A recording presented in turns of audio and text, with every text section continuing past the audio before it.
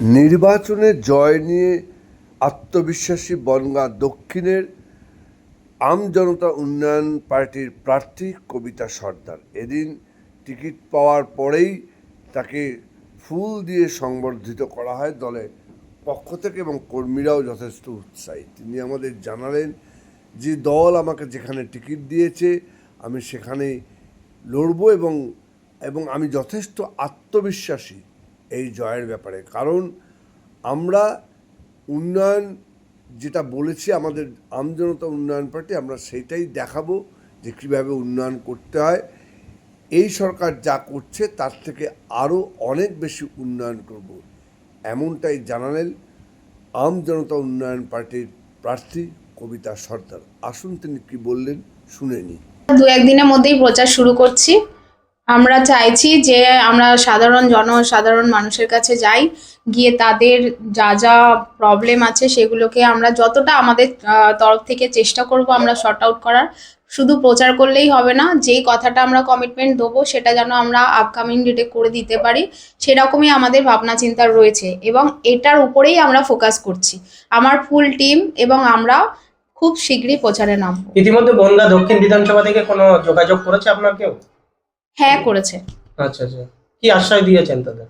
তারা বলছেন আসুন, আমি যেহেতু ওখানকার নতুন পাত্রী সেই তো আমাকে তাদের নিতেও একটু সময় লাগবে এবং আমাকে বুঝতেও তাদের একটু সময় লাগবে। আমি চাই খুব তাড়াতাড়ি তাদের সাথে নিবিড়তভাবে তাদের সাথে মনে আমি একটা জায়গা করতে চাইছি। সেটা তো এমনি পাওয়া যায় না, কিছু কাজ আমাকে করতে হবে, তবে গিয়ে আমি তাদের কাছে কিছু জায়গা তৈরি করতে পারি। তার আগে তো আমাকে তারা হঠাৎ করে একটা অচেনা লোককে মেনে নিতে পারবে না।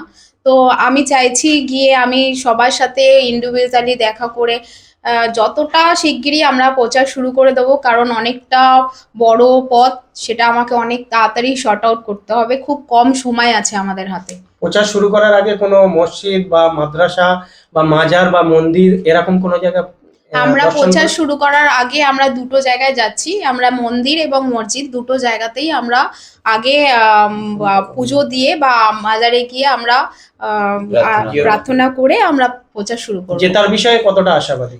আমি তো চাইবো 100%ই জিতি, কিন্তু সবাই যদি আমার সাথে থাকে আমি 100%ই জিতবো। ওখানে কিন্তু শেয়ানে লড়াই, যদি বলতে পারেন। বনগাঁ দক্ষিণ বিধানসভা কেন্দ্রে বিজেপি প্রার্থী, তিনি বিগত দিনে স্বপন মজুমদার, তিনি বিধায়ক, ওখানে বিজেপি জিতে আছে। আবার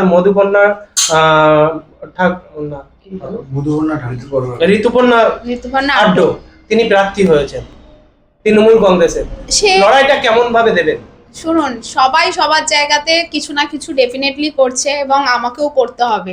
আজকে স্বপন মজুমদার যে স্বপন দা, সে তো আর একদিনে স্বপন দা হয়ে ওঠেনি। সেও কোনো না কোনো সময় প্রথম পায় জায়গাটা, তারপরে সে কিছু করে দেখিয়েছে, তাই আজকে ওনার সাথে সবাই আছে। যদি আমিও সেরকম কিছু করে দেখাতে পারি তাহলে আমার সাথেও থাকবে সবাই। হুমায়ুন কবির আসবেন কি আপনার প্রচারে? 100% আসবেন, উনি তো আসবেনই। আচ্ছা আচ্ছা, আপনার নাম? কবিতা সর্দার, বনগাঁ দক্ষিণ বিধানসভা। হ্যাঁ, বনগাঁ দক্ষিণ বিধানসভা থেকে আমি দাঁড়িয়েছি আর আমজনতা পার্টি থেকেই আমি দাঁড়িয়েছি। Thank you.